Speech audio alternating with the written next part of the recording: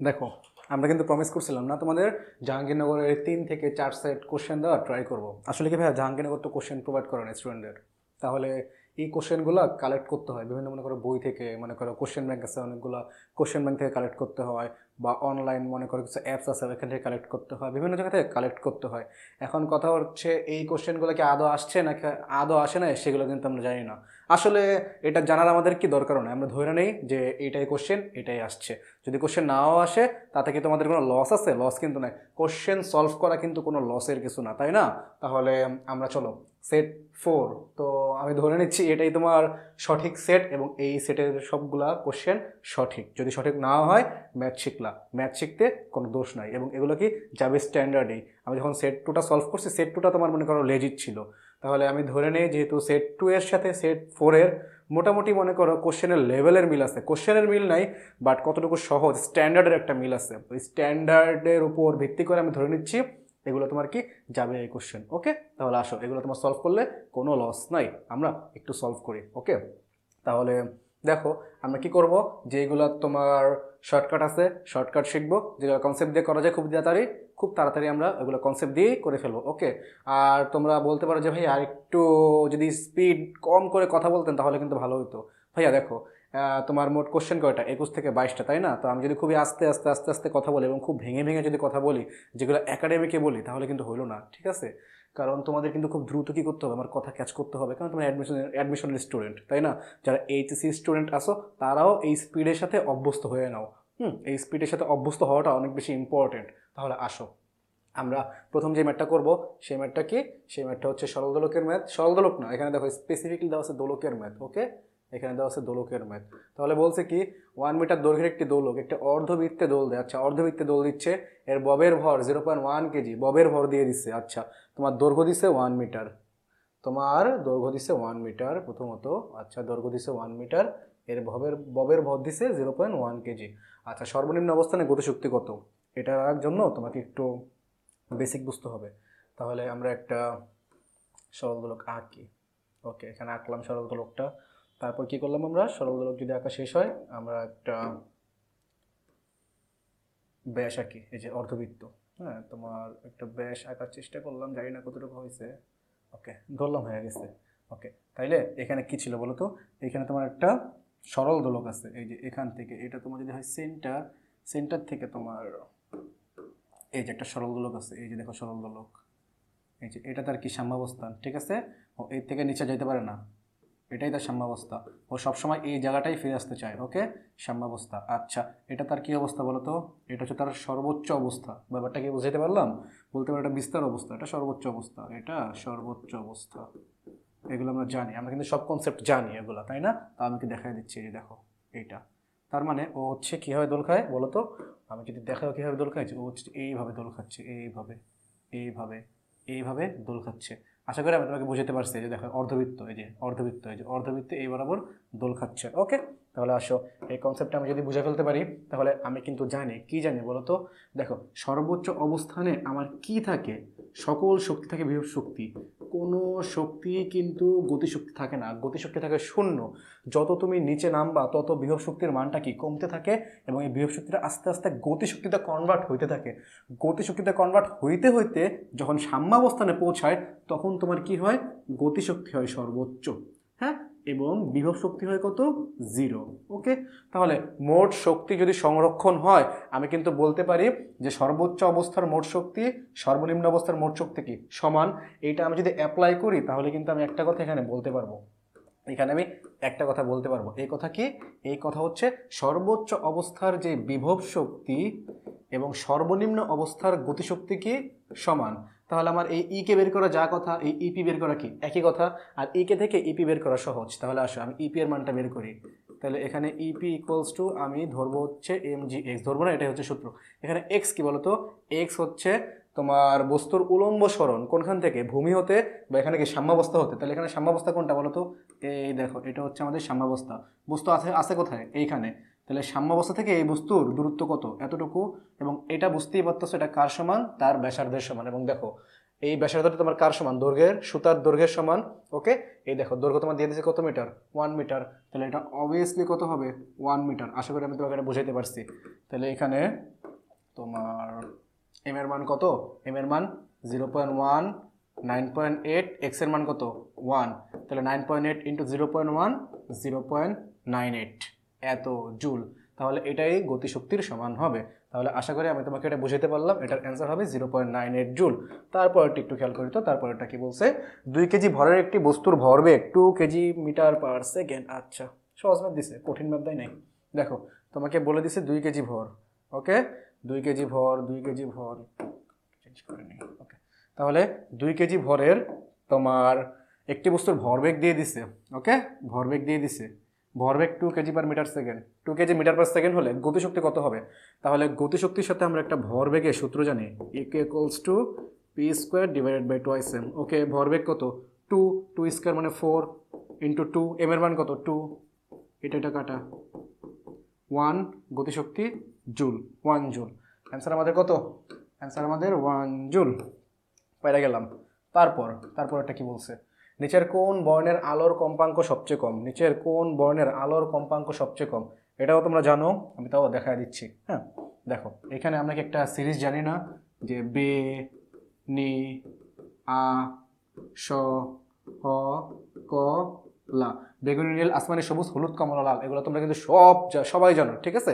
এগুলো আমরা সবাই জানি, এগুলো আমরা সবাই এইচএসসিতে পড়ে আসছি। এখন একটু খেয়াল করো, তুমি যত বাম থেকে ডানে যাবা তত যেন তোমার কি হবে, তোমার তরঙ্গের দৈর্ঘ্যের মান বাড়বে। তরঙ্গ দৈর্ঘ্যের মান কি বাড়বে, ব্যাপারটা কি বুঝতে পারছো? তত তোমার তরঙ্গ দৈর্ঘ্যের মান বাড়বে। অর্থাৎ বেগুনি আলোর তরঙ্গ দৈর্ঘ্য সবচেয়ে কম, লাল আলোর তরঙ্গ দৈর্ঘ্য সবচেয়ে বেশি। এবং আমরা কিন্তু আরেকটা ব্যাপার জানি, তাই না ভাইয়া? আমরা বলতো কি জানি? আমরা কিন্তু জানি তরঙ্গ দৈর্ঘ্য এবং কম্পাঙ্ক কিন্তু পরস্পর ব্যস্তানুপাতিক।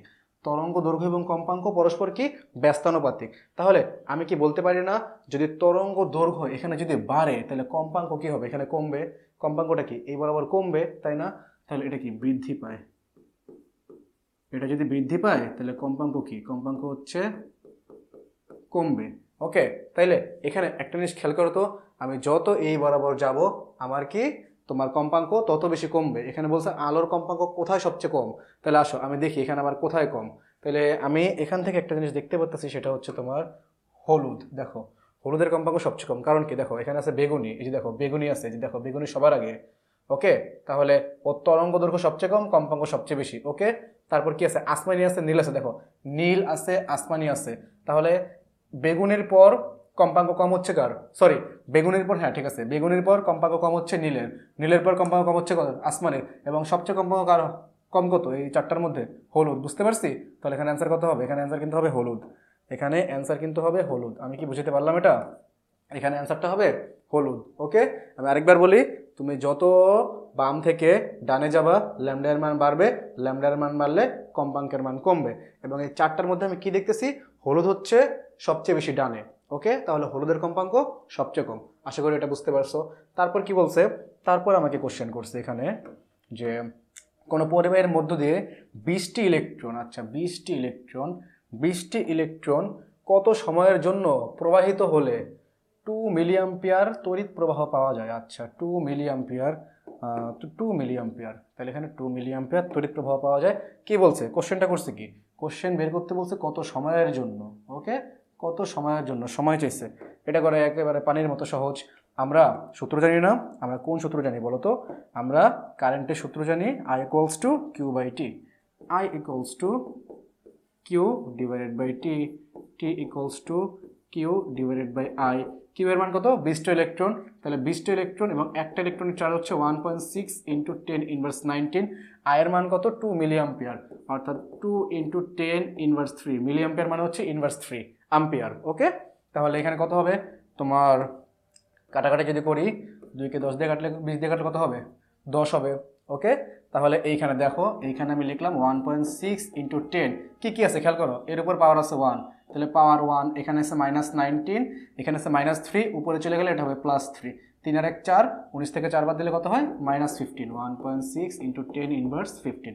আশা করি বুঝতে পারছো। তাহলে তোমার 1.6 ইন্টু 10 ইনভার্স 15 সেকেন্ড আছে অ্যান্সারটা। ওকে তারপর আসো, তারপর তোমার কোন কোশ্চেন করছে এখানে, তারপর করছে হচ্ছে এখানে, তারপর যে কোশ্চেনটা করছি সেটা হচ্ছে 1 into 10⁵ newton per metre square স্থির চাপে। আচ্ছা এখানে একটা জিনিস দিয়ে দিছি স্থির চাপে, এটা ইম্পর্টেন্ট, স্থির চাপে কোনো আদর্শ গ্যাসের আয়তন, আচ্ছা কোনো আদর্শ গ্যাসের আয়তন এত থেকে এত হলে আচ্ছা বাহ্যিক কাজের পরিমাণ কত, আচ্ছা তাহলে কাজের কি সূত্র জানি, কোনো গ্যাসের জন্য কাজের সূত্র কি হয় এগুলো মানে আমরা জানি তাই না, কোনো গ্যাসের জন্য কাজের সূত্র কি হয় সেটা কি আমরা জানি হয় হচ্ছে W equals to V initial V final P into dV, এটা হচ্ছে সবার জন্য সূত্র, এটা তোমার কি সবার জন্য সূত্র।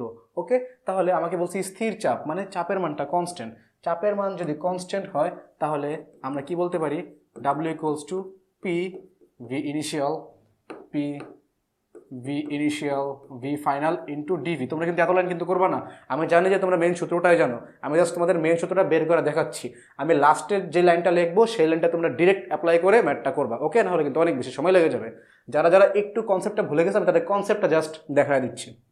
আচ্ছা, তারপর আমি কি করতে পারি, তারপর আমি আবারও এখানে আচ্ছা ওকে দেখো, তারপরে যদি করি এখানে W equals to P, DV মানে হচ্ছে শুধু ভি, এখানে V final divided by V initial, অর্থাৎ ডাব্লিউ ইকুয়ালস টু পি, তাহলে বুঝতেই পারতেছো V final minus V initial যদি লিমিটটা বসায় দিই, অর্থাৎ W equals to P into del V, স্থির চাপের জন্য এটা হচ্ছে ফর্মুলা, এটা হচ্ছে স্থির চাপের জন্য ফর্মুলা, এবং এটা মনে রাখবো এটা আমরা তাপগতিবিদ্যায় পড়ছো। ওকে, এটা হচ্ছে স্থির চাপের জন্য ফর্মুলা। তাহলে আমরা যদি ফর্মুলা অনুযায়ী মানগুলো একটু যদি বসায় দেই তাহলে বলো তো কী কী আসে, যদি মানগুলো আমি একটু বসায় দিই তাহলে এখানে আসবে হচ্ছে পি এর মান 1 ইন্টু 10⁵, আমি শুধু 10⁵ লিখলাম ইন্টু ডেল ভি। দেখো 0.08 থেকে 0.04 বাদ দিলে থাকে 0.04, আর 0.04কে আমি যদি ভগ্নাংশে লিখে তাহলে কী হবে 4 ডিভাইডেড বাই 100, 4 ডিভাইডেড বাই 100, ব্যাপারটা কি বুঝতে পারছো? দেখো 100কে 5 দিয়ে কাটলে কত হয় তোমার 10 কিউব মানে 1000 ইন্টু 4, অ্যান্সার হচ্ছে 4000, অ্যান্সার 4000 ধরো। ব্যাপারটা কি বুঝতে পারছো? দেখো 0.08 থেকে 0.04 তুমি যদি বাদ দাও, 0.08 থেকে 0.04 বাদ দিলে থাকে হচ্ছে 0.04, এই 0.04 কেটে দেখো এভাবে 0.04, এটাকে আমি কি লিখতে পারি 4 ডিভাইডেড বাই 100, এটা লিখতে পারি না? আশা করি তোমরা এগুলো অবশ্যই সবাই বুঝো, যেহেতু তোমরা অ্যাডমিশন ক্যান্ডিডেট এতদিন এগুলো খুব ভালো মতো বুঝো, বুঝতে পারলাম? ওকে, তাহলে অ্যান্সার হবে তোমার 4000। ওকে, তারপর কি বলছে, তারপর বলছে 32 কেলভিন তাপমাত্রায় অক্সিজেন গ্যাসের আরএমএস বেগ কত, অক্সিজেন গ্যাসের আরএমএস বেগ কত? আমরা কিন্তু একটা সূত্র জানি যে আরএমএস বেগের সূত্র কি ভাইয়া? আরএমএস বেগের সূত্র হচ্ছে তোমার আরএমএস বেগের সূত্র হচ্ছে CRMS equals to √3RT divided by M। এখানে দেখো পোলাপাইন কি ভুল করে এটাও আমি দেখাই দিচ্ছি, সঠিক কোনটা এটাও আমি একটু দেখাই দিচ্ছি। √3 আর কে আর এর মতো রাখো, টি এর মান কত? এটি কিন্তু ক্যালভিনের তাপমাত্রা। ওকে, তাহলে ক্যালভিনের তাপমাত্রা তোমাকে দিয়ে দিচ্ছে 32K, তাহলে এটা হচ্ছে 32। এম এর মান কত? অক্সিজেনের জন্য এম এর মান হচ্ছে 32, অক্সিজেন আণবিক ভর 32, তাই না? দেখো 32 যদি কাটা হয় এখানে থাকবে হচ্ছে √3R। দেখো অ্যান্সারে কিন্তু √3R আছে। তাহলে তুমি এই যে দেখো ঘ নাম্বার √3R, যে দেখো আমি পুরোটা যদি একটু করে দিই, দেখো এই পুরোটা হচ্ছে এরকম। ওকে, তাহলে তুমি যদি √3R যদি দাগাও তাহলে তোমার মনে হবে তোমার হয়েছে, কিন্তু এটা আসলে ভুল। কেন ভুল জানো? কারণ এইখানে যে এমটা আছে না, এই এমটা কিন্তু কেজিতে ভর, কারণ তোমার এগুলো কিন্তু মিটার পার সেকেন্ডে আসে, এখানে যে বেগটা আছে মিটার পার সেকেন্ডে আসছে, তাহলে মিটার পার সেকেন্ডের জন্য অবশ্যই ভরের মানটা SI এককে নিতে হবে, এবং SI একক হচ্ছে আমাদের কেজি। তাইলে তুমি যখন ভাইয়া ম্যাথটা করবা, এই ম্যাথটা করার জন্য কীভাবে করা লাগবে? 3R, টি এর মান 32, এখানে 32 গ্রামে আছে, তুমি এই যে অক্সিজেনের আণবিক ভর 32 কিন্তু গ্রাম, তোমার গ্রামকে কিন্তু কেজিতে নিতে হবে। 10⁻3, 32 কাটা, 1/3কে উল্টে দাও, তাহলে এখানে কত হবে 3R ইন্টু 10³ ওকে, এটা হবে অ্যান্সার। তাহলে অ্যান্সার আসলে কোনটা হবে? অ্যান্সার অ্যাকচুয়ালি হবে হচ্ছে গটা। ওকে, অ্যান্সার হবে গ। তাহলে তোমরা কিন্তু এই কনসেপ্ট কিন্তু অবশ্যই পারো, তোমরা কিন্তু এটাও জানো যে কি কি করতে হবে, সব সূত্রও পারো, তাও কিন্তু তুমি কিন্তু পরীক্ষার হলে কিন্তু প্যাচ খেয়ে যাবে। তোমার পরীক্ষার হলে কিন্তু এইটাই কনভার্ট করতে মনে থাকবে না যে ভাই এটা তো গ্রামে আছে বাট নিতে তো হয় কেজিতে। আমার কথা কি বুঝতে পারছো? বিশ্ববিদ্যালয়ে তোমাকে এটাই চেক করে যে তুমি প্রেশারে তোমার নার্ভ কত ঠান্ডা রাখতে পারো। তুমি যত বেশি তোমার নার্ভ ঠান্ডা রাখতে পারবা তত তুমি পরীক্ষায় ভালো করবা। ওকে, তাহলে এগুলো খেয়াল রাখবে, এই ভুলগুলো করা যাবে না। তারপর কি বলছে, কোনটি তড়িৎ চুম্বকীয় তরঙ্গ নয়? হ্যাঁ, এটাও সহজ, এটাও কঠিন না। কোনটা তড়িৎ চুম্বকীয় তরঙ্গ নয়? তাহলে ভাইয়া একটা জিনিস খেয়াল করো, এই যে দৃশ্যমান আলো, আচ্ছা এখানে দৃশ্যমান আলো, তারপর হচ্ছে তোমার গামা রশ্মি, এক্স রশ্মি, এগুলো সব কিন্তু তড়িৎ চুম্বকীয় তরঙ্গ, এগুলো কিন্তু সবগুলো তরঙ্গ, ঠিক আছে। অপর দিকে আমি যদি বলি এখানে দেখো আলফা বিটা এগুলো কিন্তু তোমার কি তরঙ্গ না, এগুলো তোমার কি কণা, এগুলো কিন্তু আমাদের কণা। ব্যাপারটা কি বুঝতে পারছো? আলফা বিটা এগুলো কিন্তু কণা। তাহলে কোনটা তড়িৎ চুম্বকীয় তরঙ্গ নয়? অ্যান্সার হচ্ছে আমাদের আলফা রশ্মি তড়িৎ চুম্বকীয় তরঙ্গ নয়। আশা করি আমি বুঝতে পারছি। তারপর একটা খেয়াল করো, তারপর একটা বলছে একটি তারের প্রস্থচ্ছেদের ক্ষেত্রফল দিয়ে দিছে। আচ্ছা, ক্ষেত্রফল দিয়ে দিছে, ক্ষেত্রফল দিয়েছে 2 মিলিমিটার স্কোয়ার, অসহ ভর দিয়ে দিছে 100 কেজি। আচ্ছা, অসহ ভর দিয়ে দিছে 100 কেজি। কোশ্চেন করছে কি? কোশ্চেন করছে আমাদের তারের অসহ পীড়ন কত, তারের অসহ পীড়ন কত। আচ্ছা, তাহলে তারের অসহ পীড়নটা আমি একটু বের করে ফেলি। তাহলে আমরা জানি পীড়ন ইকুয়ালস টু এফ বাই এ। ঠিক আছে, এফ এর মানটা কত বলো তো? এফ এর মান হচ্ছে তোমার এম ইন্টু জি। এম এর মান হচ্ছে তোমার 100, জি এর মান 9.8, এর মান কত? 2 মিলিমিটার স্কোয়ার। 2 মিলিমিটার স্কোয়ারকে যদি মিটার স্কোয়ার নাও তাহলে কি করতে হবে? ইনভার্স 6 দিয়ে গুণ করতে হবে, কারণ আমরা জানি 1 millimetre square equals to 10 inverse 6 metre square. Okay, তারপর আমরা যদি একটু কাটাকাটি করি এখানে, দেখো তো কাটাকাটি করলে কি হবে? 2কে 9.8 দিয়ে কাটলে 4.9, তাহলে 4.9 ইন্টু দেখো 100 মানে কত? 10 স্কোয়ার মাইনাস 6টা যদি উপরে যাওয়া যায় প্লাস 6, তাহলে 4.9 ইন্টু 10⁸। দেখো আমি তোমাদের এই জিনিসটা কেন বারবার করে দেখাই, যাতে এটা না ভুলো তোমরা। ওকে, আমি যদি কোশ্চেন পরীক্ষার হলে থাকতাম আমি কিন্তু এটা কিন্তু মুখে মুখে করে ফেলতে পারতাম, বাট কথা হচ্ছে মনে রাখবা ভাইয়া, মুখে মুখে করতে যায় যাতে অ্যান্সার ভুল না হয়। ঠিক আছে, একটা অ্যান্সার ভুল হওয়া মানে তোমার কিন্তু অনেক অনেক সিট পিছিয়ে যাওয়া। ঠিক আছে, এটা কিন্তু অনেক ভালোভাবে মনে রাখবা। যদি তুমি না পারো একটু টাইম নাও ভাই, একটা কোশ্চেন ভুল করা থেকে 5 সেকেন্ড টাইম বেশি নেওয়া বেটার। 80টার মধ্যে 80টা কোশ্চেন আমার পারা দরকার নাই ভাই। 80-এর মধ্যে 80টা পারলে তুমি কি ফার্স্ট হবা? ঠিক আছে, তুমি 80টার মধ্যে যদি 70 পাও চান্স পাবা ভাই, ভালো জায়গায় চান্স, ভালো একটা সাবজেক্টেও চান্স পাবা। দরকার নেই আমার ফার্স্ট হওয়া ভাই, আমার চান্স দরকার। ওকে, তো তাড়াহুড়া করতে যেতে তোমার চান্স মিস না হয় ভাই, এটা যাতে মনে থাকে।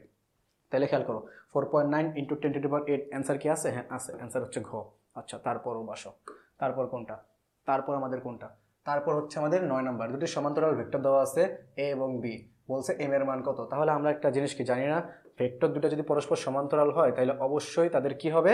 তাদের যে সহগের অনুপাতগুলো আছে একক ভেক্টর অর্থাৎ আই জে কে, এদের সহগের অনুপাত আমাদের কি হয়? সমান হয়। ব্যাপারটা কি বুঝতে পারলাম? তাহলে আসো, যদি সহগের অনুপাত আমাদের যদি সমান হয় তাহলে কি হবে? খেয়াল করো তো, আয়ের সহগ 3, আয়ের সহগ 12, তাহলে 3/12 ইকুয়ালস টু কত হবে? জে সহগ -2।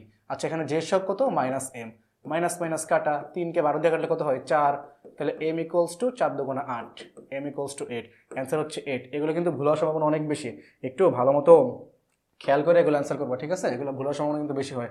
সহজ ম্যাথ দেখবা ভুল হয়ে গেছে, এবং ওরা কোশ্চেনগুলোর অপশন এমনভাবে সেট করে যাতে তুমি ভুল করো।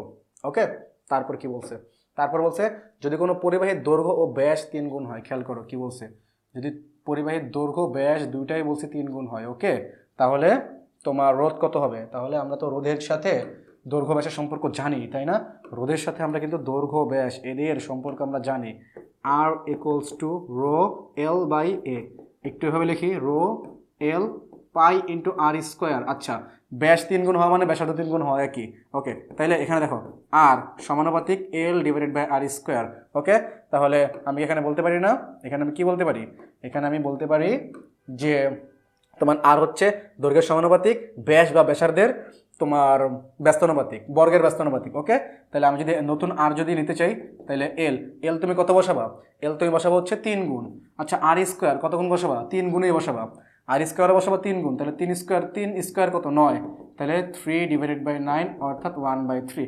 তার মানে আর যে নিউটা আছে এটা হচ্ছে 1/3 হয়ে যাবে। তাহলে দেখছো এটা কত সহজে করা যায়। এটা কিন্তু আবার ম্যাথ পুরোপুরি কিন্তু করতে যায় না, কিন্তু এটা কিন্তু খুব সহজে কিন্তু এই ম্যাথ করা যায় যে 1/3 হবে, বুঝতে পারছো? 1/3 হবে। তারপর কি? তারপর হচ্ছে তোমার 11 নম্বরটা। 11 নম্বরটা কি বলছে? 11 নম্বরটা বলছে 330 মিটার পার সেকেন্ড বেগে আগত 220 গ্রাম ভরের একটি ক্রিকেট বলকে একজন খেলোয়াড় ক্যাচ ধরে 0.2 সেকেন্ডের মধ্যে থামিয়ে দিল। আচ্ছা, আসে হচ্ছে এইটা, এটা ঘাত বল বা বলের ঘাত এগুলোর ম্যাথ, তাই না? তাহলে তোমার আছে আদিবেগ আছে এত, তারপর ভর আছে এত, তারপর আর কি আছে? আছে হচ্ছে 0.2 সেকেন্ডের মধ্যে থামায় দিছে। ওকে, বলছে গড় বল কত? থামাতে গড় বল কত? আচ্ছা, তাহলে দেখো এটা আমরা অনেকভাবে করতে পারি। তাহলে তোমাকে আমি একটা সূত্র শিখিয়ে দিই, এই সূত্র তোমরা জানো, হ্যাঁ এই সূত্র তোমরা জানো, তাও আমি শিখিয়ে দিই। এটা কি? এটা হচ্ছে বলের ঘাত J equals to F into T equals to M V minus U. এই সূত্রটা অনেক বেশি ইম্পর্টেন্ট, এটা সারা জীবন মনে রাখবা। ঠিক আছে, F T equals to M V minus U. হ্যাঁ, এটা বিশেষ করে মনে রাখবা। যে বলের ঘাত সমান সমান কি, বল ইন্টু সময় ইকুয়ালস টু ভরবেগের পরিবর্তন। তাহলে আমরা যদি এটা দিয়ে যদি করি যে এফ টি ইকুয়ালস টু তোমার এম ভি মাইনাস ইউ, অর্থাৎ এফ ইকুয়ালস টু তোমার এম এর মান কত, দেখো তো আমি একবারে মানটা বসায় দিই। মানটা বসায় দিলে কত হবে দেখো তো, 220 গ্রাম, তাই না? তাহলে 220 গ্রাম, তাহলে 220 ডিভাইডেড বাই 1000, হ্যাঁ, কেজিতে নিয়ে নিচ্ছি। ভি মাইনাস ইউ, তাহলে ভি এর মান তো 0 যেহেতু থেমে গেছে, আর ইউ এর মান কত তোমার 30, তাহলে অ্যান্সারটা কি মাইনাস আসবে। তাহলে বল মাইনাস আসা মানে কি, যে তুমি তো একটা বলে কি ও আসতেছিল, তুমি যে ক্যাচটা ধরছো তুমি কি পাল্টা একটা বল দিছো না ওকে, হ্যাঁ, এটার জন্য তোমার কি আসছে মাইনাস আসছে। তো বলটা মাইনাস এটা হিসাব করা আমাদের দরকার নাই। ওকে, যে বলটা কেন মাইনাস আসছে আরও ব্যাখ্যা আছে, তো মাইনাস এটা হিসাব করা আমাদের দরকার নাই। আমরা জাস্ট প্লাস দিয়ে হিসাব করবো, 0 - 30 -30 আসে, আমরা +30 ধরবো। তাহলে এটা হচ্ছে +30 ডিভাইডেড বাই তোমার বলছে হচ্ছে 0.2 সেকেন্ড। 0.2 মানে হচ্ছে 2/10, 0.2 হচ্ছে 2/10। আসলে কাটাকাটি করি, দেখো তো 0 কাটা 0 কাটা 0 কাটা 0 কাটা, দেখো নিচে 10 কাটা নিচে 10 কাটা, বুঝতে পারলাম ব্যাপারটা। তাহলে কি থাকে একটু বলো তো, উপরে থেকে 22 × 3, তাহলে 22 × 3। আচ্ছা লিখি আমি একটু 22 × 3, যদি আমি এটা পুরোপুরি কিন্তু কাটাকাটি করতে পারতাম, তোমাদের জন্য আমি একটা লাইন বেশি করতেছি। এটা করলে হয় 1133 নিউটন। টেকনিক্যালি এখানে দরকার ছিল হচ্ছে -33 নিউটন লেখা, বাট এই মাইনাসটা না দিলেও হয়, কোনো সমস্যা নাই, অ্যান্সার হচ্ছে 33 নিউটন। ব্যাপারটা কি বুঝতে পারছো? ওকে, দেখো মাইনাসটা কেন আসছে, যখন বলটা তুমি ক্যাচ ধরবা, বলটা তোমার হাতে কি করবে, একটা ক্রিয়া বল দিবে না, তখন তোমার হাত ওই বলকে কি দিবে, একটা প্রতিক্রিয়া বল দিবে, বুঝতে পারছো? তাহলে ক্রিয়া বল আর প্রতিক্রিয়া বলের মান তো সমান, বাট তোমার দিকটা কি বিপরীত না। ক্রিয়া বল তোমার হাতে লাগতেছে, প্রতিক্রিয়া বল কিন্তু বলের উপর লাগতেছে, দেখো তো তোমার হাতে এই দিক লাগতেছে, আর তোমার প্রতিক্রিয়া বলটা কি বলে ওই দিক লাগতেছে, বুঝতে পারছো? বিপরীত, এই জন্য কি এখানে মাইনাসটা আসছিল। তো বলের মানটা তো সমান, এখানে জাস্ট কি বলের মানটা চাইছে, বুঝতে পারছি? তারপর কি বলছে, তারপর বলছে কোনো বৈদ্যুতিক হিটার 110 ভোল্ট, 110 ভোল্ট, 110 ভোল্ট, কোনো বৈদ্যুতিক হিটার 110 ভোল্ট সরবরাহ লাইনের সাথে যুক্ত করলে 5 অ্যাম্পিয়ার প্রবাহ নেয়। কত অ্যাম্পিয়ার প্রবাহ নেয় বলছে? 5 অ্যাম্পিয়ার প্রবাহ নেয় 1 মিনিট সময়ে। আচ্ছা 1 মিনিট সময়ে, 1 মিনিট সময়ে ওই হিটার কত জুল তাপ উৎপন্ন করে। তাইলে আমরা কিন্তু কিছু সূত্র জানতাম, তাই না? জুলের সূত্র জানতাম না? জুলের সূত্র কি ছিল মনে আছে? জুলের সূত্র অনেকটা ভাই এরকম ছিল না, যে তোমার H = I²RT, এটা ছিল। তারপর খেয়াল করো তো এখানে আমি কি লিখতে পারি, IR ইন্টু, আমি এভাবে লিখি একটু দেখো বুঝতে পারবা, I into IR divided by T। IR মানে হচ্ছে V, তাহলে VIT। আশা করি বুঝতে পারছো। এই V এর মানটা এখানে কত, এখানে V এর মানটা হচ্ছে 110 ভোল্ট। I এর মানটা কত, এখানে I এর মান হচ্ছে 5 অ্যাম্পিয়ার, তাহলে 5 অ্যাম্পিয়ার। T এর মানটা কত, 1 মিনিট, তার মানে কত 60 সেকেন্ড। ওকে, তাহলে এটা করবো কীভাবে, 110 × 5 = 30, এখানে একটা শূন্য আছে 300। আচ্ছা 11 × 3, 3 × 11 = 33, শূন্য আছে কয়টা, 3টা, 0 0 0, 33000 জুল। তাহলে এখানে আমার অ্যান্সার কি আছে, 330, 3300, 300, 3000। হ্যাঁ, এখানে অ্যান্সার নাই। I²RT, I.IRT, VIT। ওকে, VIT তোমরা ডিরেক্ট এটা মনে রাখবা, এই যে তোমরা ডিরেক্ট এই সূত্র মনে রাখবা। এটা তোমরা মনে রাখবা, ডিরেক্ট এটা মনে রাখবা। ওকে, তারপর 110 আছে, হ্যাঁ 5 আছে ইন্টু 60 আছে, 110, 5 × 6 = 30, 300, 3300 জুল। তার মানে এখানে তোমার কোশ্চেনের অ্যান্সারটা ভুল আছে, ঠিক আছে? যখন দেখো নিজের প্রতি বিশ্বাস রাখবা, এমন প্র্যাকটিস, এত পরিমাণ প্র্যাকটিস করবা যাতে তোমার স্টেপ ভুল হওয়ার সম্ভাবনা না থাকে, বুঝতে পারছি? তোমার যেই অ্যান্সারটা আসবে সেই অ্যান্সারটার উপর বিশ্বাস করতে হবে। এই অ্যান্সার এখানে যদি না থাকে, তুমি ধরে নেবে যে তোমার প্রসেস ঠিক আছে, কোশ্চেনে ভুল আছে। ভাই এইটা আরেকবার যদি তুমি বের যদি করতে যাও, বলো তো কি হবে, তোমার কিন্তু আরও 30 সেকেন্ড, আরও একটা কোশ্চেনের সময় কিন্তু নষ্ট হয়ে গেল। তো যেই কোশ্চেনটা তুমি কি বলো অ্যাপ্রোচ করবা, কোশ্চেনটা যদি নাও মিলে, তুমি জানো কোশ্চেনটা তুমি পারবা, স্কিপ করে যাও, পরে যখন টাইম পাবা এটা আবার করো, ঠিক আছে? বাট এই কোশ্চেনটা দেখো অ্যান্সার কিন্তু নয়, তো তুমি যদি 2 3 4 বার যদি আবার যদি করো, 1 2 কোশ্চেনের সময় চলে যাবে, অ্যান্সার পাবা না, দেখবা তোমার নার্ভ আরও বেশি গরম হয়ে গেছে, প্রেশারে সব কিছু কি ল্যাপস করে ফেলছো, বুঝতে পারছি? যেটা মিলে নাই, নিজের উপর ভরসা রাখবা যে কোশ্চেন ভুল, বুঝলাম? তাহলে এখানে অ্যান্সার নাই, এখানে কারেক্ট অ্যান্সার হচ্ছে 3300 জুল। তারপর খেয়াল করো, আর যদি মনে হয় যে আমি ভুল করছি আমাকে কমেন্টে জানাই দিও। ওকে, আচ্ছা তারপর কি বলছে, তারপর একটা বলছে তোমার যদি কোনো তাপ ইঞ্জিন থেকে কোনো তাপ বের না করা হয় তবে ইঞ্জিনের দক্ষতা কত। দেখো এটা সুন্দর, এটা একটা কনসেপচুয়াল কোশ্চেন, মানে এমন না যে কঠিন কোশ্চেন, কিন্তু কোশ্চেনটা ভালো। বলতে তাপ ইঞ্জিন থেকে তাপ বের না করা হলে ইঞ্জিনের দক্ষতা কত? আমরা জানি eta equals to 1 minus T2 divided by T1 ভাইয়া ইন্টু 100%। ওকে ভাইয়া, এখানে T2 আর T1 এর পরিচয় কি মনে আছে? এই যে এখানে যে T2টা আছে, এই 2 কিন্তু বর্জিত তাপ, তাই না? যে কি পরিমাণ তাপ সিঙ্কে বর্জন করছি, বর্জিত তাপ। এখন তোমাকে কোশ্চেনটা করছে কি? এখানে তোমাকে কোশ্চেনটা করছে যে কোনো তাপ বের হয় নাই, তার মানে এই যে বর্জিত তাপ। আচ্ছা আমি একটু মনে হয় এখানে ভুল লিখছি, এখানে T2, হ্যাঁ T2 হয়, সমস্যা নাই, বাট এখানে যেহেতু তোমার তাপের কথা বলছে, তুমি এখানে Q2 ডিভাইডেড বাই Q1 এটা লেখো। ওকে, আমি ভুলে ওটা তোমার তাপ শক্তি লিখে ফেলছি, বাট এটা তোমার কি হবে? তাপ হবে। তাপমাত্রা লিখে ফেলছিলাম, তাপ শক্তি হবে। তাহলে Q2 কি? বর্জিত তাপ। তোমাকে বলছে যদি কোনো তাপ বের না হয়, অর্থাৎ বর্জিত তাপ Q2 ইকুয়ালস টু 0। Q2 সমান সমান যদি 0 হয় তাহলে কত হবে?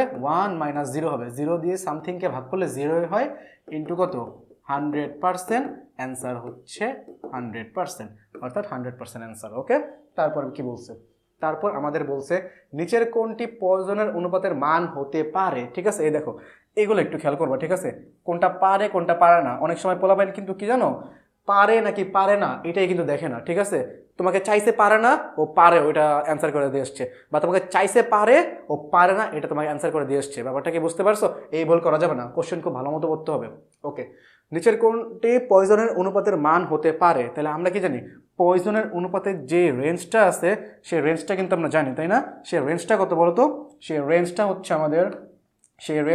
আমাদের -1 থেকে বড় হবে, -1 থেকে পয়জনের অনুপাতটা বড় হবে, এবং হাফ বা 0.5 থেকে ছোট হবে। তাহলে আসলে এখানে আমি একটু অ্যান্সারটা মিলাই। এখানে তোমার কি হবে? তাহলে এখানে হবে হচ্ছে তোমার দেখো -0.8, এটা কিন্তু তোমার -1 থেকে বড়। ওকে, তার মানে এটা হবে। তার মানে কি আর আটটাও হবে না? দেখো 0.8, এটা কি 0.5 থেকে বড়, 1.5 0.5 থেকে বড়, 0.6 এগুলো কি সবগুলো তোমার কি? এগুলো সব কিন্তু 0.5 থেকে বড়, তাই না? তাহলে একটাও হবে না, অ্যান্সার হবে ক। তারপর আসো, তারপর কি বলছে এখানে? তারপর তোমাকে বলছে যে একটি বস্তুর উপর 6 নিউটন বল 11 সেকেন্ডে ক্রিয়া করে। দেখো 6 নিউটন বল 11 সেকেন্ডে ক্রিয়া করে, ভরবেগের পরিবর্তন কত? আমি তোমাকে একটু আগে একটা কোশ্চেন সলভ করেছিলাম এরকম, এবং এই কোশ্চেন সলভ করানোর সময় আমি একটা সূত্র তোমাকে লিখে দিয়েছিলাম, J equals to FT equals to mv minus U. Okay, এটাই কি ভরবেগের পরিবর্তন কিন্তু।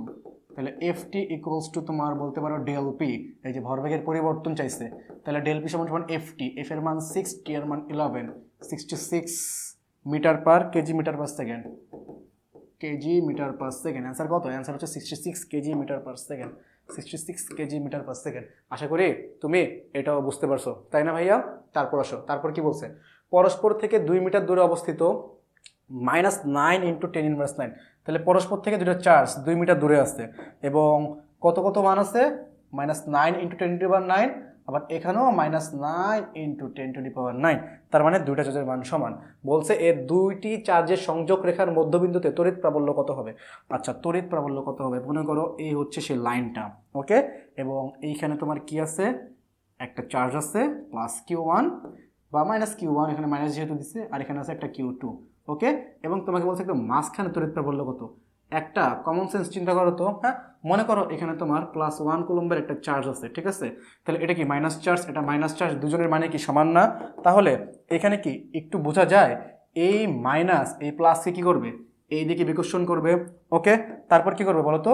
তারপর কিন্তু এই মাইনাসও কিন্তু ওকে নিজের থেকে বিকর্ষণ করবে, মানে নিজের উল্টা দিকে বিকর্ষণ করবে, -Q1 দিকে ওকে কি ছেড়ে দিবে। ব্যাপারটা কি আমি বুঝতে পারলাম এখানে? তাহলে খেয়াল করো তো, যেহেতু দুজনের মানে সমান, দুজন কিন্তু সমান বিকর্ষণ করবে, এবং প্রাবল্য যেহেতু তোমার কি রাশি? ভেক্টর রাশি, এদের মধ্যবর্তী কোণ কত? 180 ডিগ্রি, অর্থাৎ তারা পরস্পর কিন্তু বিপরীতে আছে, অর্থাৎ ও কিন্তু এখানে সরবে না, তাই না? এদের ভেক্টরটা কি হবে? এদের ভেক্টর যোগফল কিন্তু 0 হবে, তাই না? ওকে যে পরিমাণ বিকর্ষণ করতেছে, ও ওকে একই পরিমাণ বিকর্ষণ করতেছে, তো যেখানে থাকা সেখানেই থাকবে। তাহলে এখানে অ্যান্সার কত হবে? অ্যান্সার হবে 0। এটা খুবই সহজ, এগুলো করা লাগে না, বুঝলাম? আমরা 17 নম্বর ম্যাথটা শুরু করি। দেখো 17 নম্বর ম্যাথটা কি বলছে? বলছে নির্দিষ্ট দৈর্ঘ্যের একটি সরল দোলকের ববের ভর 5 গুণ। আচ্ছা, সরল দোলকের ববের ভর 5 গুণ কমালে, 5 গুণ না 5 গুণ কমালে, সরল দোলকের ববের ভর 5 গুণ কমালে পর্যায়কাল কেমন হবে? তাইলে আসলে তো ম্যাথটা একটু দেখি কি হয় ম্যাথটা। এখানে কি বলছে? বলছে ববের ভর 5 গুণ কমাইছে, তাইলে আসো তো দেখি তো পর্যায়কালের সাথে ববের ভরের কোনো সম্পর্ক আছে নাকি। আমরা জানি একটা সরল দোলকের পর্যায়কালের সূত্র হচ্ছে twice pi equals to root over L by G. অর্থাৎ ভাইয়া সরল দোলক কিন্তু তোমার কার উপর ডিপেন্ড করে বলো তো? ববের সরল দোলকের দৈর্ঘ্য এবং তার অভিকর্ষ ত্বরণ, ঠিক আছে, এর উপর ডিপেন্ড করে। তাহলে এখানে তো ভরের উপর তো ডিপেন্ড করেই না। তাহলে ভরের উপর যদি ডিপেন্ড না করে তাহলে তুমি ভর বাড়াও বা কমাও, পর্যায়কালে কোনো পরিবর্তন হবে? অ্যান্সার হচ্ছে হবে না। তাহলে অ্যান্সার কত হবে বলো তো? এখানে অ্যান্সার হবে তোমার অ্যান্সার কত হবে? অ্যান্সার অপরিবর্তিত থাকবে। অ্যান্সার অপরিবর্তিত থাকবে। আশা করি আমি বুঝতে পারলাম তোমাকে এটা। তারপর কি বলছে? আলোর অপবর্তন কোন কারণে ঘটে? ভাই আলোর অপবর্তন বলো বা আলোর তোমার কি বলে ইয়ংয়ের দ্বিচির পরীক্ষা বলো, এগুলো সব কি তোমার আলোর কিন্তু ব্যতিচার, তাই না? এগুলো কিন্তু আলোর ব্যতিচার, এগুলো তোমরা জানো। এগুলো আলোর ব্যতিচারের যে ব্যতিচার, বুঝছো? ইয়ংয়ের ডাবল স্লিট এক্সপেরিমেন্ট বলো, তারপরে যে অপবর্তন বলো, এগুলো তোমার কি সব হচ্ছে ব্যতিচারের কারণে ঘটে। কোন কারণে ঘটে? ব্যতিচার। ওকে। তারপর এখানে কি বলছে? এইখানে তারপর তোমার বলছে হচ্ছে তোমার 19 নম্বর বলছে হচ্ছে 30°C তাপমাত্রায় কোনো গ্যাস নমুনার আয়তন চাপ গুণফল যত, তা দ্বিগুণ করতে কত তাপমাত্রা প্রয়োজন? তাহলে দেখো আয়তন চাপ গুণফল, ওকে। তাহলে আয়তন চাপ গুণফল যত, তার দ্বিগুণ করতে কত তাপমাত্রার প্রয়োজন? তার দ্বিগুণ করতে, দেখো এটা এখন খুবই সহজ একটা ম্যাথ, জাস্ট একটু মেকআপ করে দিচ্ছে। হ্যাঁ আমরা জানো সূত্র জানি কি, সূত্র কিন্তু আমরা এরকম জানি, কিছু সূত্র আমরা এরকম জানি যে তোমার টি হচ্ছে ভি এর সমানুপাতিক, টি হচ্ছে পি এর সমানুপাতিক। একটা হচ্ছে তোমার চার্লসের সূত্র, একটা হচ্ছে গেলোসাকের সূত্র। আমি দুটাকে যদি কম্বাইন করি, টি সমানুপাতিক পিভি, ওকে। এবং এইটি কিন্তু ক্যালভিন তাপমাত্রার, মনে রাখতে হবে। তাহলে দেখো চাপ আয়তন গুণফলের সমানুপাতিক হচ্ছে তাপমাত্রা। তাহলে চাপ আয়তন গুণফল যদি দ্বিগুণ করো, তাপমাত্রা কি হবে? তোমার দ্বিগুণ হবে। তাহলে তাপমাত্রা কি হবে? দ্বিগুণ হবে। তাপমাত্রা কিরকম ছিল? কত ডিগ্রি সেলসিয়াস? 30°C। দ্বিগুণ হলে যে 60°C, এটা কিন্তু বলো না কিন্তু, কারণ টি কিন্তু তোমার ক্যালভিনে দেওয়া আছে, ক্যালভিনে নিতে হবে, দেওয়া আছে কি নিতে হবে। তাহলে তোমার 30°C ইকুয়ালস টু 303 ক্যালভিন। চাপ আয়তন যদি দ্বিগুণ করো তাহলে তাপমাত্রাও দ্বিগুণ হবে। তাপমাত্রা দ্বিগুণ হওয়া মানে 303 × 2 606 ক্যালভিন হবে। তাহলে এটাকে নিতে বলছে সেলসিয়াসে। তাহলে সেলসিয়াসে নিতে হলে কী করতে হবে? 273 দিয়ে বিয়োগ করতে হবে।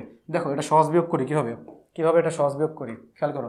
606 বাদ দাও, এটাকে 600 ধরো, এটাকে তুমি ধরো 673 বাদ দিয়ে এটাকে ধরো 270। ভাইয়া 600 থেকে 200 বাদ দিলে হয় কত? 400। খেয়াল করো, 600 থেকে 200 বাদ দিলে হয় 400। 400 থেকে তুমি যদি 70 বাদ দাও তাহলে থাকবে হচ্ছে 330। তাইলে 330-এর আশেপাশে যে থাকে সেই কি অ্যান্সার? তাহলে এখানে দেখো তো, এখানে তোমার 330 আশেপাশে কি আছে? অবশ্যই 333 আছে। তাহলে অ্যান্সার হচ্ছে তোমার 333। আশা করি বুঝতে পারছি। তারপর এখানে খেয়াল করো, তারপর কি?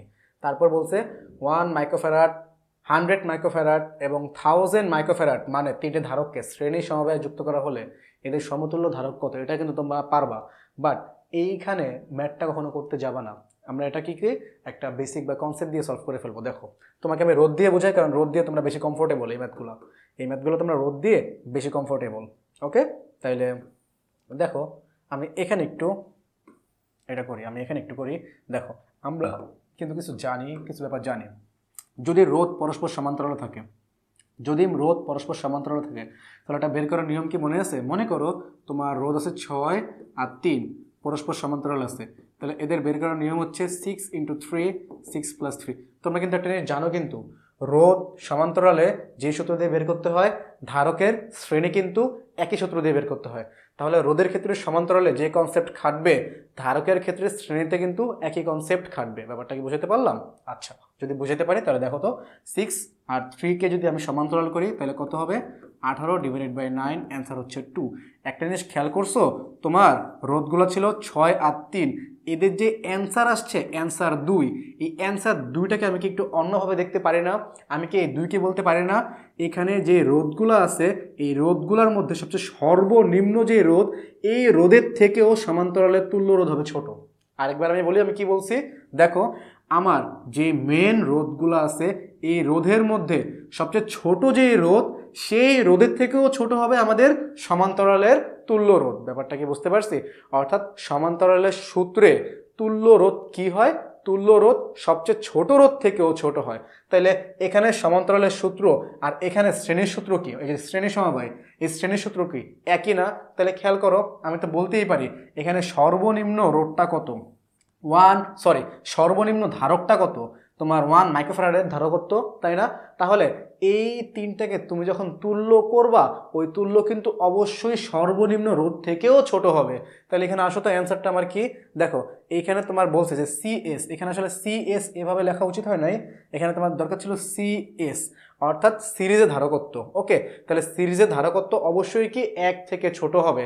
এটার অ্যান্সার শুধুমাত্র আছে খতেই। ব্যাপারটা কি বুঝতে পারছো, যে সর্বনিম্ন যে ধারকত্ব শ্রেণীতে যদি তুমি ধারকত্বগুলোকে যদি তুল্য করো, এই তুল্য ধারকত্ব সবচেয়ে ছোট ধারকত্ব থেকেও কি ধারক থেকেও কম আসবে। ব্যাপারটা বুঝতে পারলাম? যদি বুঝতে পারি তাহলে 20 কিন্তু শেষ হয়ে গেছে।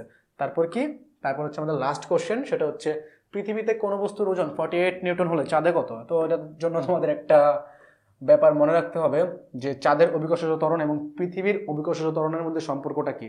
এটা তোমাদের দিয়ে দেয় নাই, যাদের মনে আছে তারা এটা সহজে অ্যান্সার করে 1 মার্ক নিয়ে যেতে পারবা, যাদের মনে নাই তারা জীবনে মাথা ঘামাবা না, স্কিপ করে দিবা, দরকার নাই। বাট মনে রাখা উচিত, এগুলা কিছু কিছু জিনিস মনে রাখা উচিত। যেমন আমি তোমাকে এখানে বলে দিচ্ছি, আমি এখানে তোমাকে বলে দিচ্ছি যে চাঁদের যে অভিকর্ষজ ত্বরণ সেটা হচ্ছে পৃথিবীর অভিকর্ষজ ত্বরণের 1/6 গুণ। ব্যাপারটা কি বুঝতে পারছো? অর্থাৎ তোমার 6 ভাগের 1 ভাগ হচ্ছে চাঁদের অভিকর্ষজ ত্বরণ পৃথিবীর তুলনায়। তাহলে আমাকে বলছে চাঁদের ওজন যদি 48 নিউটন হয়, তাহলে আমরা তো একটা জিনিস জানি, ওজন হয় কোনো বস্তুর, ওজন হয় কোনো বস্তুর। তাহলে দেখো তুমি যদি বস্তুর ভরকে যদি এগুলো দিয়ে ভাগ করে দাও, গুণ করে দাও, সরি নট ভাগ, m ইন্টু জিই, তখন জানো তুমি কি পাবা? এটা পাবা হচ্ছে এফ অফ মুন, অর্থাৎ তোমার বা এফ অফ মুন তুমি যদি লিখতে কমফোর্ট না হও, তুমি ওজন লেখো, যেহেতু এম দিয়ে গুণ করলে ওজন হয়, তাহলে W of moon equals to 1/6 of W of earth. ব্যাপারটা কি বুঝতে পারলাম? তাহলে তোমাকে কিন্তু দিয়েই দিছে এখানে, তোমাকে এখানে কিন্তু দিয়েই দিছে যে পৃথিবীতে ওজন হচ্ছে 48 নিউটন, তাহলে ডাব্লিউ এর মান হচ্ছে 48 নিউটন ডিভাইডেড বাই কত? 6। তাহলে 48কে তুমি যদি 6 দিয়ে ভাগ করো তাহলে 6/48। অ্যান্সার কত হবে? অ্যান্সার হবে 8 নিউটন। অ্যান্সার এখানে হবে কত? অ্যান্সার এখানে হবে তোমার 8 নিউটন। ওকে, অ্যান্সার হবে 8 নিউটন। তাহলে আশা করি তুমি সেট 2 এর যতগুলো ম্যাথ আছে প্রত্যেকটা ম্যাথ বুঝতে পারছো এবং এগুলো ভাবে প্র্যাকটিস করো। এবং আমি তোমাদের বারবার কিন্তু একটা কথা বলি, তোমাদের যেহেতু এখনো টাইম আছে, যারা মনে করতেছো যে ফিজিক্সের প্রিপারেশনটা আমার একটু ভালো না, খারাপ, তাদেরকে আমি একটা জিনিস সাজেস্ট করবো, তোমার যে কোনো ধরনের যে কোনো বই বলো, একাডেমিক যে কোনো একটা বই, ইসাক স্যার বলো, তপন স্যার বলো, শেলু স্যার বলো, যে কোনো একটা বইয়ের শেষে কিছু এমসিকিউ আছে না, এই এমসিকিউগুলো সলভ করে যাও। বিশ্বাস করো ভাইয়া, এই যে এমসিকিউগুলো যে আছে না, এগুলো তোমার সব এইচএসির এমসিকিউ। হ্যাঁ, তোমার একটাও তোমার মনে করো অত বেশি কনসেপচুয়াল না। খুলনা বিশ্ববিদ্যালয়ে যেরকম কনসেপচুয়াল করছিল, খুলনা রিটার্ন দেখছো তোমরা? খুলনা রিটার্নও কিন্তু ভালো রিটার্ন করছে, একটা ভেক্টর থেকে আসছে সম্ভবত, আর একটা আসছে মনে হয় 9 নিউক্লিয়ার ফিজিক্স থেকে। তো নিউক্লিয়ার ফিজিক্স থেকে যেই কোশ্চেনটা আসছে সহজ, ভেক্টর থেকেও সহজ আসছে, কিন্তু কনসেপচুয়াল কোশ্চেন আসছে। এই জাহাঙ্গীরনগর কিন্তু তোমার এরকম কনসেপচুয়াল কোশ্চেন কিন্তু করে নাই, তার মানে এই না যে করবে না। যাদের প্রিপারেশন মনে করো একেবারে কনফিডেন্স পাচ্ছ না, তারা ভাই দয়া করে বইয়ের পিছের যে এমসিকিউগুলো আছে সেই এমসিকিউগুলো করো। যদি এরকম স্ট্যান্ডার্ডের কোশ্চেন যদি হয়, ইনশাল্লাহ পুরো ফাটাই দিতে পারবা। ওকে, তাহলে আমরা চেষ্টা করব পরবর্তীতে সেট দুই এখানে সেট 2 কেন লেখা? সেট তো 4, দেখো আমরা কিন্তু সেট কিন্তু 4 সলভ করতে চাচ্ছি। আমি স্লাইডটা মনে হয় তোমার কি বলে, স্লাইডটা মনে হয় আমি একটু আপডেট করতে ভুলে গেছি। দেখো এখানে কিন্তু সেট 4 লেখা, আমরা কিন্তু সেট 4 সলভ করছি। ব্যাপারটা কি বুঝতে পারছো? তাহলে যেহেতু সেট 4 সলভ করছি, 2 সলভ করছি, দেখি পরবর্তীতে আমার কাছে আরও 3টা সেটের সন্ধান আছে। আমি চেষ্টা করব তোমাদের পরীক্ষার আগে এই সেটগুলোরও সলিউশন দিয়ে দিতে। ওকে, তার আগ পর্যন্ত তোমরা খুব ভালো মতো ভাইয়া প্রিপারেশন নাও, খুব ভালো মতো পরীক্ষা দিও ভাইয়া। আল্লাহ হাফেজ।